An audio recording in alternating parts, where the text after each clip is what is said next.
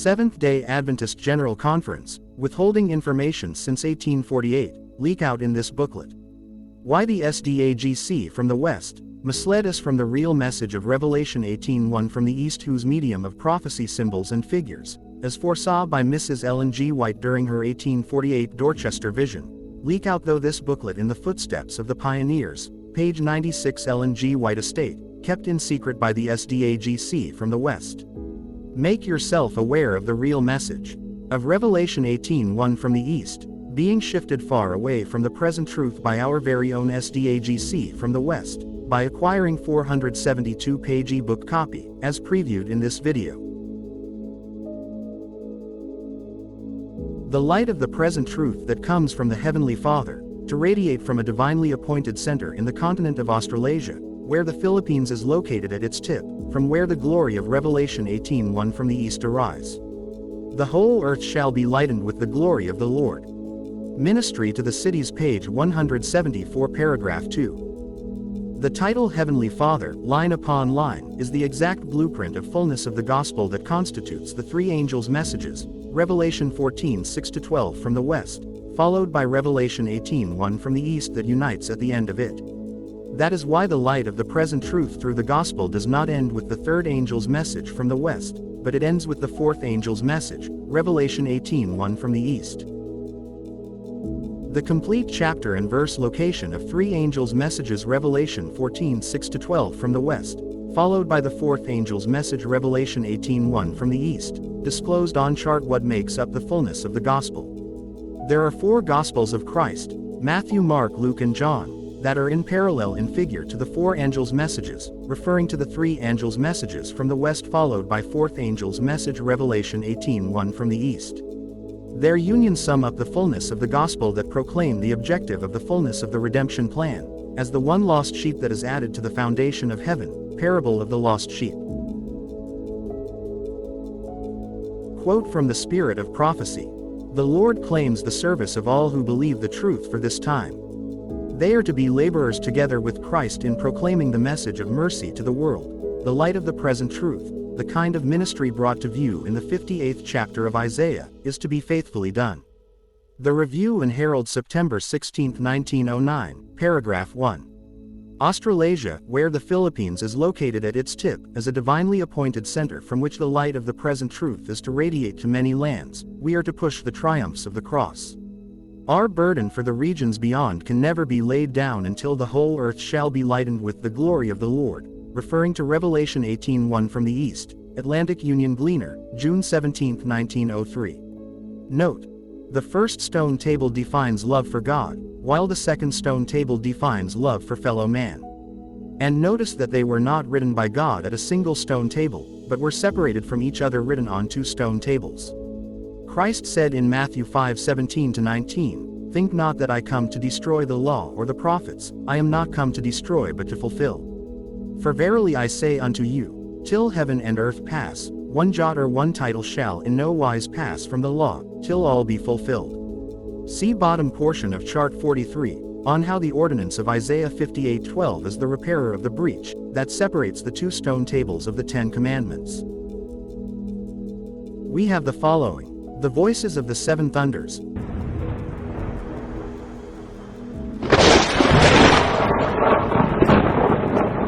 unraveled during the days of the voice of the seventh angel, Revelation 10:7, when two messages of the gospel unite, the third angel's message, Revelation 14:9-12 from the West, followed by the fourth angel's message, Revelation 18:1 from the East.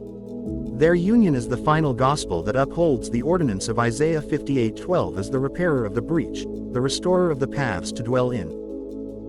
Beloved, do you know that the ordinance of Isaiah 58:12 as the repairer of the breach that separates the two stone tables of the Ten Commandments, was verified through the voices of the seven thunders, unraveled during the days of Revelation 10:7, as located on chart.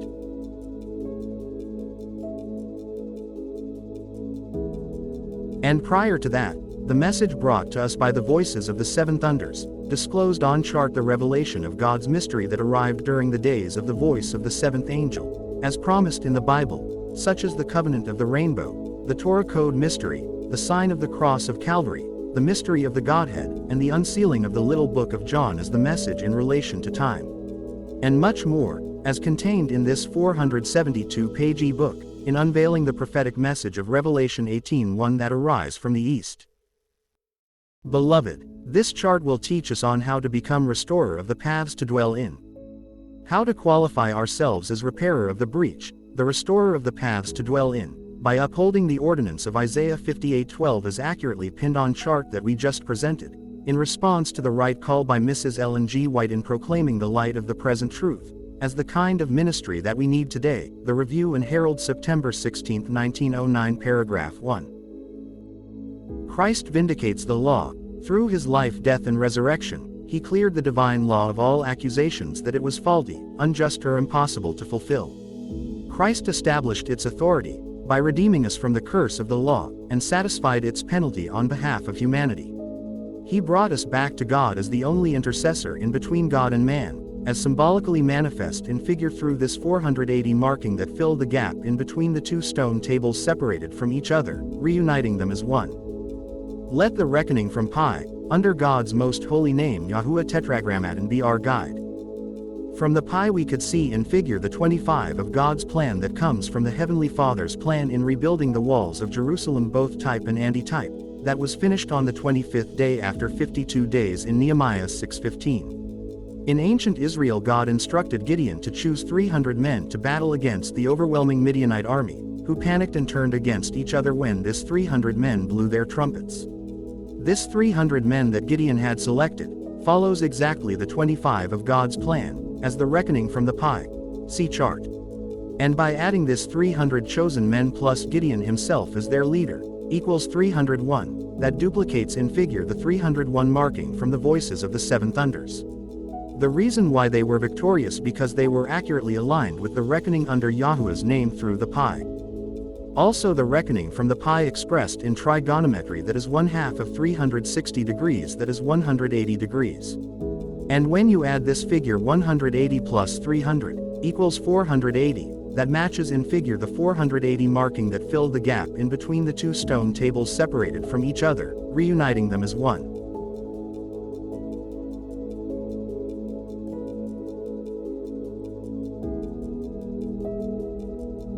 Now, let the reckoning from Pi, under God's most holy name Yahuwah Tetragrammaton as the repairer of the breach, the restorer of the paths to dwell in, be our guide, by choosing the right SDA doctrine, to qualify ourselves most likely to receive the seal of the living God. Note, the sealing message of the last days Revelation 7:2-3, also has its reckoning from the Pi. That is 180 years from 1848, the start of publishing ministry, when Mrs. White received her 1848 Dorchester Vision on the seal of the living God. This 180 degrees reckoning from the Pi, that pinned on chart the 180 years period that cover the sealing message of the last days, follows exactly the reckoning, hour, day, month, year, that was in Revelation 9:15, see chart. Going back to the 25 of God's plan from the Pi.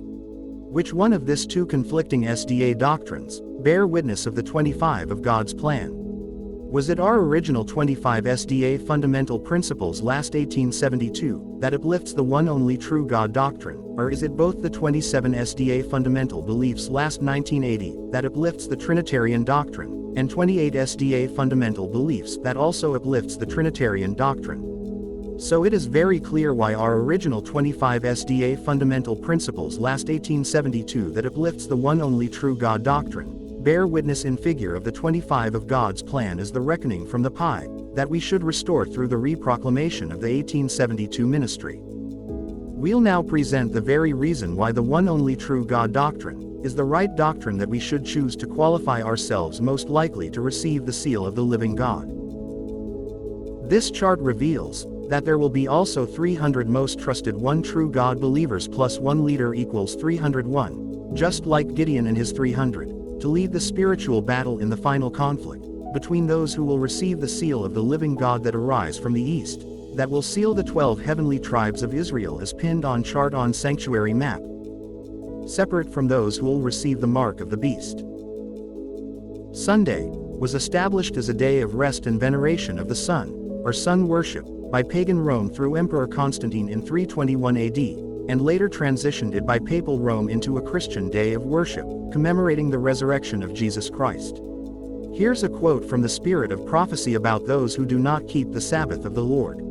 I saw that the holy Sabbath is, and will be, the separating wall between the true Israel of God and unbelievers, and that the Sabbath is the great question to unite the hearts of God's dear waiting saints. I saw that God had children who do not see and keep the Sabbath. They have not rejected the light upon it.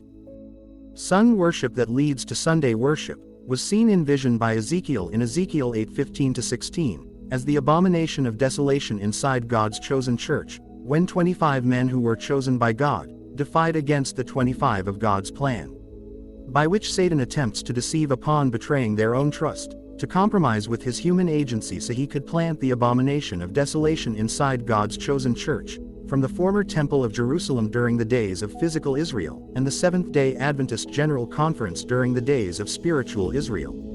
Ezekiel described how this 25 men turned their backs towards the temple of the Lord, and worship the sun, leading to Sunday worship, as the mark of the beast.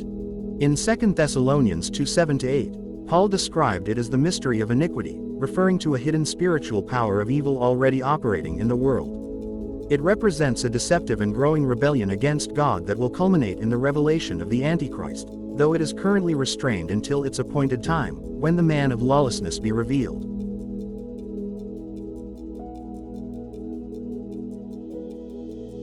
Since 1980, the SDA GC presided by Neil Wilson at that time, have already compromised with Catholicism, warned by Mrs. White during her day as the Omega of apostasy, the Trinitarian Sunday worship indoctrinated by the threefold union in Revelation 16:13's beast dragon and false prophet. And this is also the reason why our original 25 SDA fundamental principles last 1872 that uplifts the one only true God doctrine, has been replaced and debunked by the SDA GC last 1980. When it adapted both the 27 SDA fundamental beliefs later revised as 28 SDA fundamental beliefs, that exalts the Trinitarian doctrine indoctrinated by the threefold union in Revelation 16:13. Mrs. White warned us against this union through a dragonic bond. A spirit of hatred and opposition to the Hebrews formed the bond of union, and created the mutual sympathy among different bodies of men, who otherwise might have warred against each other. This will illustrate what we frequently witness in our day in the existing union of men of different denominations to oppose the present truth, whose only bond seems to be that which is dragonic in its nature, manifesting hatred and bitterness against the remnant who keep the commandments of God. The spiritual battle in the final conflict is the enmity between two classes. Between the genuine spiritual revival from the East versus counterfeit revival. The genuine spiritual revival is no other than the reproclamation of the 1872 ministry, marked as 333. While the counterfeit spiritual revival is marked also as 333. The reproclamation of the 1872 ministry uplifts the original one only true God doctrine, while the counterfeit revival uplifts the Trinitarian doctrine, indoctrinated by the threefold union in Revelation 16:13's beast dragon and false prophet marked as 333. Amazing Facts led by Pastor Doug Batchelor admits the fact that the whole world will be illuminated with the glory of Revelation 18:1. But the question is, how can they lead the genuine spiritual revival, soliciting sponsorship to support their global outreach if they are still under oath to both 27 and 28 SDA fundamental beliefs that uplifts the Trinitarian doctrine, which has no reckoning from the pie? Not unless they return to our original 25 SDA fundamental principles, which uplifts the one only true God doctrine, as the true doctrine of the genuine Revelation 18:1, in the reproclamation of the 1872 ministry, this time from the East. Only then can they be classified as genuine spiritual revival, distinct from being counterfeit. But why is it that the light of the present truth will radiate, not within the area of the United States from where the SDA GC was based, but from a far distant land in the continent of Australasia as foresaw by Mrs. White, where the Philippines is located at its tip, from where the glory of Revelation 18:1 arise, as we have presented earlier in this video? We have the following. The second beast, referring to U.S.A. as Second Covenant Nation, arise by the time when America was still a lamb-like beast, Revelation 13:11, that began 1798 AD, see chart. The Philippines' third covenant nation will arise by the time when U.S.A. give life unto the image of the beast. Revelation 13:15-17, starting year 2026. When U.S.A. will shift itself from lamb-like beast to give life unto the image of the beast, as prophecy declares in Revelation 13:15-17. The third angel's message will become tame and voiceless, and will be empowered by Revelation 18:1 from the east, as the harvest message. We are in danger of giving the third angel's message in so indefinite a manner that it does not impress the people. So many other interests are brought in that the very message which should be proclaimed with power, becomes tame and voiceless. I saw another mighty angel commissioned to descend to the earth, to unite his voice with the third angel, and give power and force to his message. Banners in the Bible can symbolize victory and the presence of God. A banner tells us who we are fighting for, whose victory we seek or which cause we are supporting. It is a sign of our allegiance with God, and God in the same way will lead and protect his people if they valued its significance, especially if the banner is updated and not obsolete and expired. This distinctive banner is to be borne through the world to the close of probation. The faith I live by, page 307 paragraph 6. There is to be no compromise with those who are worshiping an idol Sabbath. The difference between the faith of Seventh-day Adventists and those who observe the first day of the week, in this controversy the whole world will be engaged, and the time is short. This is no time to haul down our colors. Selected Messages Volume 2 page 385 paragraph 1. Our new distinctive SDA banner has its reckoning from pi tetragrammaton, that is 180 degrees, that pinned on chart the 180 years period covered by the sealing message of the last days Revelation 7:2-3 seal of the living God, from year 1848 start of publishing ministry until year 2028 when loud cry ends. The enmity between two classes, as enmity between the genuine and counterfeit spiritual revival in the last days, has already been disclosed on chart last 2024. As the same year when the reproclamation of 1872 ministry on one only true God doctrine began in the East, here in the Philippines from where the light of the present truth will radiate to many lands. The one only true God believers that is linked to the seal of the living God, will carry the new distinctive SDA banner during this coming genuine spiritual revival from the East, to stand against the omega of apostasy belonging to counterfeit spiritual revival, as disclosed to us clearly by the enmity against sin, as drawn on chart.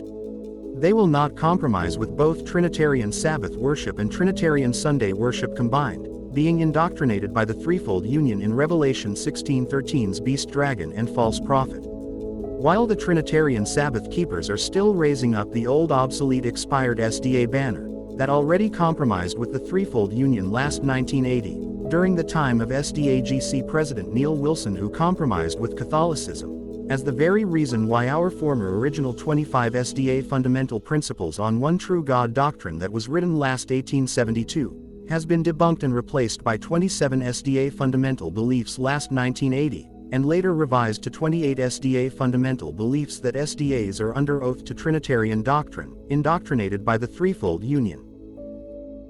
Our new distinctive SDA banner was born year 2024, as the same year when the reproclamation of 1872 ministry on one only true God doctrine began here in the Philippines, commencing by year 2024 when the SDA banner have reached 176 degrees turn off north, that goes along side by side with the 176 years period since year 1848 when the sealing message began. At present, while the war between Christ and Satan is not over yet, is the very reason why our SDA banner is not yet fully raised back to its normal upright position, not until Satan is already a defeated foe. The 180 degrees reckoning from pi tetragrammaton, that pinned on chart the 180 years period covered by the sealing message of the last days Revelation 7:2-3 seal of the living God, until year 2028 when loud cry ends, is also the remaining 180 years probationary period allotted to Satan, to seal his followers with the mark of the beast.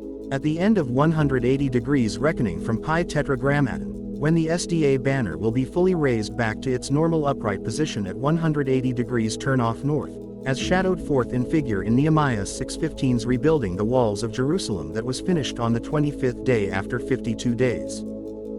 Side by side with the 180 years period that cover the sealing message of the last days. will conclude by year 2028 when loud cry ends. During the sixth plague, drying up of the river Euphrates to prepare the way for the marching of the kings of the east, in Revelation 16:12-16, are both literal and symbolic. People withdraw their support from the dragon beast and false prophet, represents the drying up of the river Euphrates, symbolizing the end of global backing for this unholy trinity just before Christ's return. This marks the collapse of the end-time coalition that enforced the mark of the beast. Judgment at the sanctuary. Ezekiel 9 comes next. Satan is already a defeated foe during the battle at Armageddon in the outpouring of the seventh last plague, just before the marching of the kings of the east, referring to Christ and his heavenly armies to stay at a fixed point high above the white cloud in the east during his second coming.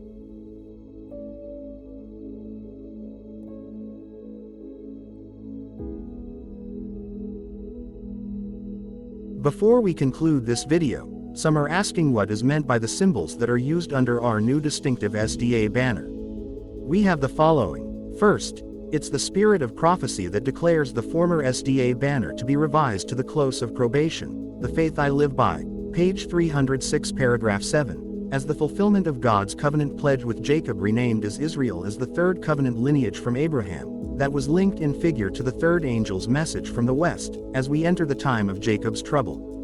The new SDA distinctive banner that is to be born to the close of probation has its memorial of Jacob renamed as Israel, through Jacob's ladder bridging heaven and earth, which identified line upon line the title of God's chosen church, Seventh-day Adventist Church, with no suffix title Reform Movement. Secondly, the new SDA distinctive banner contains the signature of God's appointment, the Seventh-day Adventist Bible Commentary, page 968 paragraph 14. Before deliverance of spiritual Israel out of Babylon, called forth by the fourth angel's message, Revelation 18:1 from the east. In the same way as the deliverance of physical Israel out of Egypt during Exodus led by Moses, as the fourth covenant lineage from Abraham. A mark is placed upon every one of God's people, just as verily as a mark was placed over the doors of the Hebrew dwellings, to preserve the people from the general ruin, Exodus 12:7-13, Ezekiel 9:4. The sign of the cross of Calvary, the mark of redemption, SDA Bible Commentary Volume 7 page 968 paragraph 13. And the seventh-day Sabbath, the mark of distinction, SDA Bible Commentary Volume 7 page 970 paragraph 2. Are both contained inside our new distinctive SDA banner. The fact that the new distinctive SDA banner contains both the mark of redemption and the mark of distinction is the very reason why the one only true God, Yahuwah, having 72-letter name, is the focal point between this two. We have the following. Notice on chart on how the one only true God, Yahuwah, having 72-letter name, is the focal point between the mark of distinction, the observance of Saturday Sabbath, see the 162 marking, and the mark of redemption, the sign of the cross of Calvary, see the 864 marking. Wherein 864-162 equals 702, where we could see the pattern 72, as manifest in figure to the 72-letter name of God, under God's most holy name Yahuwah. Last but not least, the sum of the codes under the 72-letter name comprising the fullness of the Godhead, as the one only true God at the fullness of divine power. We have 776 plus 1 equals 777, or 777, where we could see clearly on how this 777 marking is manifest in Yahuwah Tetragrammaton, the exact blueprint of the fullness of redemption plan. People of God, we are living in a decisive hour. Before us, rise two spiritual revivals, one genuine and one counterfeit. And each of us must choose. There is no middle ground. Silence is not neutrality, it is alignment. To stand aside is to stand with the counterfeit. This is the moment to rise. The call to action, in harmony with the counsel of Ellen G. White through the mandate of Isaiah 58:12, the Review and Herald, September 16, 1909, paragraph 1. To become repairers of the breach, restorer of the paths to dwell in, was already pinned on chart, as previewed in this short video. What you have seen is only a glimpse. There is more contained in this 472-page e-book that now calls for your support, your voice, your action. This is not about denomination. This is about truth. The time to act is now. Stand firm. Support the genuine spiritual revival from the East. May Yahuwah, and His only begotten Son Yahusha, strengthen all who answer this call. Kindly please do not forget to like and subscribe. Thanks for watching. God bless us all.